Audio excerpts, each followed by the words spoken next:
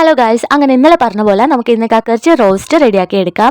അപ്പോൾ കഴുകി വൃത്തിയാക്കി വെച്ച കക്കർച്ചിയിലേക്ക് ഉപ്പും മഞ്ഞൾപ്പൊടിയും പിന്നെ 2 മീഡിയം സൈസ് സവാളയും കൂടി അരിഞ്ഞിട്ട് ഒന്ന് മൂടി വെച്ച് വേവിക്കണം കേട്ടോ. അപ്പോൾ കക്കർച്ചിയിൽ നിന്ന് വെള്ളമൊക്കെ ഇറങ്ങി നല്ല സെറ്റായി വരും. ആ സമയം കൊണ്ട് ഇഞ്ചി, വെളുത്തുള്ളി, ചെറിയുള്ളി, പച്ചമുളക്, കുറച്ചധികം വേപ്പില മിക്സിയുടെ ജാറിലിട്ട് ഒന്ന് ചതച്ചെടുക്കാം. അതിൻ്റെ ഇടയിൽ ഒരു കാര്യം പറയാൻ പറ്റുമോ, ഇന്നലത്തെ വീഡിയോ കാണാത്തവരുണ്ടെങ്കിൽ താഴെ കൊടുത്തേക്കാട്ടോ, അതും കൂടി ഒന്ന് കണ്ടു നോക്കണേ. അങ്ങനെ ചതച്ചെടുത്ത സംഭവമൊക്കെ നമുക്ക് കക്കർച്ചി തുറന്ന് അതിലേക്ക് ഇട്ട് കൊടുത്ത് ഒന്നുകൂടി മിക്സ് ചെയ്തിട്ട് പിന്നെയും മൂടി വെക്കാം കേട്ടോ. അപ്പോൾ ഇതിൻ്റെ പച്ചമണവും ഇതൊക്കെ മാറി ഒരു നല്ലൊരു സ്മെല്ല് വരാൻ തുടങ്ങും. പിന്നെ വെള്ളം ഒന്നും ഒഴിച്ചു കൊടുക്കരുത്, കക്കർച്ചി തന്നെ നന്നായിട്ട് വെള്ളം ഇറങ്ങിക്കോളും. അപ്പോൾ ഞാനിത് റോസ്റ്റ് ചെയ്യണതുകൊണ്ടാണ് തക്കാളി ഇട്ട് കൊടുത്തത്.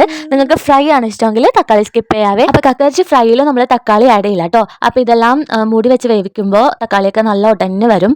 അപ്പോൾ അതിലേക്ക് നമുക്ക് ആവശ്യത്തിനുള്ള വെളിച്ചെണ്ണ കുറച്ച് ആഡ് ചെയ്ത് കൊടുക്കണം കേട്ടോ. പിന്നെ പൗഡേഴ്സ് ആയിട്ട് ഗരം മസാല, കുറച്ച് ചിക്കൻ മസാല അല്ല മീറ്റ് മസാലയാണ് കേട്ടോ ഞാൻ ഇട്ടത്, സോറി. പിന്നെ ചില്ലി പൗഡർ, ചില്ലി ഫ്ലേക്സ്, ആവശ്യത്തിലധികം വെളിച്ചെണ്ണ ഒഴിക്കണം. ആവശ്യത്തിലധികം എന്ന് പറഞ്ഞാൽ വെളിച്ചെണ്ണയിൽ കിടന്ന് ഇങ്ങനെ റോസ്റ്റ് ആയി വരുമ്പോൾ അടിപൊളി സ്മെല്ലാണ് കേട്ടോ. പിന്നെ കുറച്ചധികം കറിവേപ്പിലയും കൂടി കൈവച്ച് ഞെരടി കീറിയിട്ട് കൊടുക്കണം.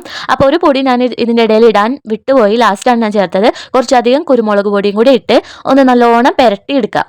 അപ്പം അങ്ങനെ എൻ്റെ ഉച്ചക്കത്തെ കറി റെഡി. അപ്പോൾ നമുക്ക് ഇന്ന് കഴിക്കാനായിട്ട് ഞാൻ ആ പാനിൽ ചോറ് ഇങ്ങനെ പുരട്ടി എടുത്തിട്ട്, അതാണ് ചോറാ കളറ്. കക്കർച്ചി റോസ്റ്റ്, അച്ചിങ്ങ ഒലത്തിയത്, പിന്നെ ക്യാരറ്റ് തേങ്ങ ഇട്ടിട്ട് തോരൻ വെച്ചത്.